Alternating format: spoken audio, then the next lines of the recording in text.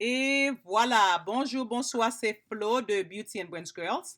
N'a continué leçon nous en anglais. Objectif leçon yo, toute leçon yo c'est pour aider ou kembe une conversation en anglais pendant ou bâti vocabulaire.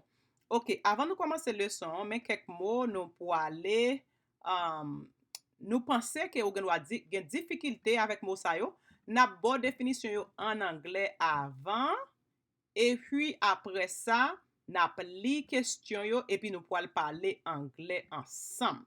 Mot moins souligné yo, c'est mot sa yo, nous pourrons bon définition mot sa yo pour qu'à faciliter comprendre l'histoire plus bien. OK? Avant c'est Lucie et puis parler fort, li premier vocabulaire ça pour moi. How did Non, this... non, just vocabulaire. Oh, wrist. Ça veut dire côté où mettez bracelet dans main là. OK, parti mais ça. Li mot ça. Cast. Yon cast, c'est le ou frappé. Ok, wè ti garçon ça, li gon cast nan men li. Injured. Injured, c'est le gon cicatrice ou bien le blessé. Lose. Ki vle di perdi. Lose vle di perdi. Helpful. Yon moun ki helpful, c'est yon moun ki reme aider moun. Ok, très bien. Kon y a ou kon définition vocabulaire sa yo, an nou efface yo. N'a pas encouragé sou pou ko wè tout l'autre vidéo nous créer ou bien nous fait, pas créer, nous fait. Quittez un commentaire en bas vidéo, on dit Flo lage playlist l'autre vidéo ISL yo pour kal gade yo.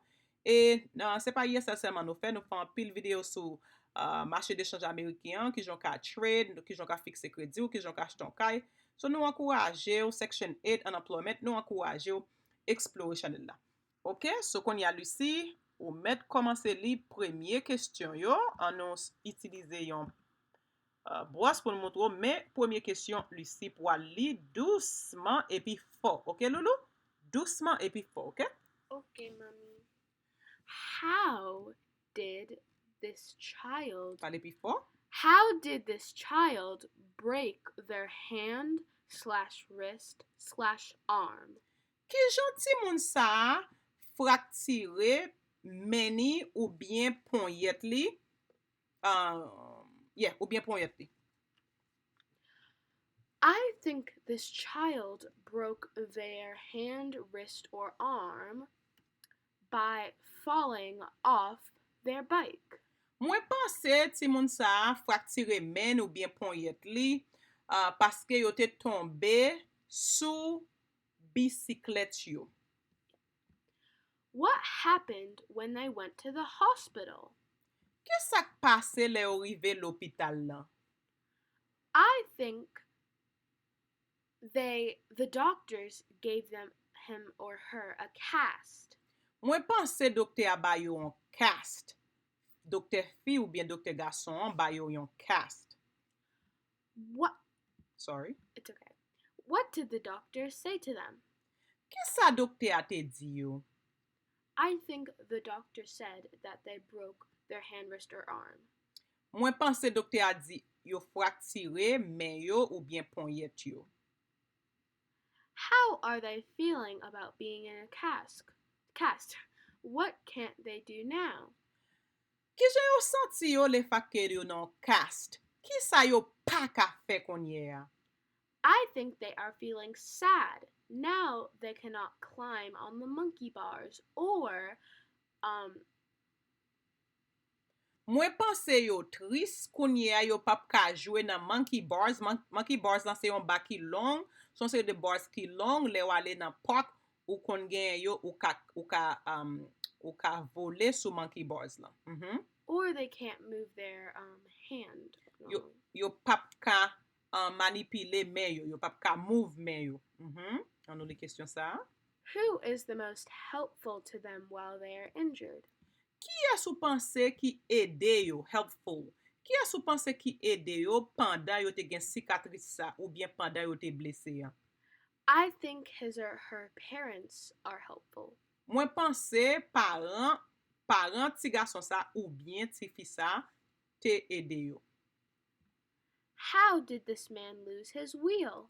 Ki jan mesye sa fe pedi caoutchouc li? I think he wore out his bike. Mwen pense li detui li, ça veut dire que wore out c'est là où mette un bagay, c'est là où utiliser un bagay tout le temps, souvent, li vin déchiré. Where is he biking? Ki kote lap kondi bisiklet lan? I think he's biking on the mountains. Mwen pense lap kondi bisiklet lan nan yon montagne. How is he going to be able to fix his wheel? Ki jan la fe fikse kaoutchou an? If he brung his tools, I think he could fix it up. Sil pote zoutil, mwen pense li ka fikse bisiklet lan. What will he do if he can't get his bike fixed? Ki sal pou al fè sil pa ka fikse bisiklet lan? He will have to walk or run. Lap oblige mache ou bien kouri. What is the temperature outside? How is this helpful or not helpful? Ok, kon y a li lanko men douceman epi fort. I think the temperature Non, li question anko. Li question anko, again, li question anko. Okay. What is the temperature outside? How is this helpful or not helpful?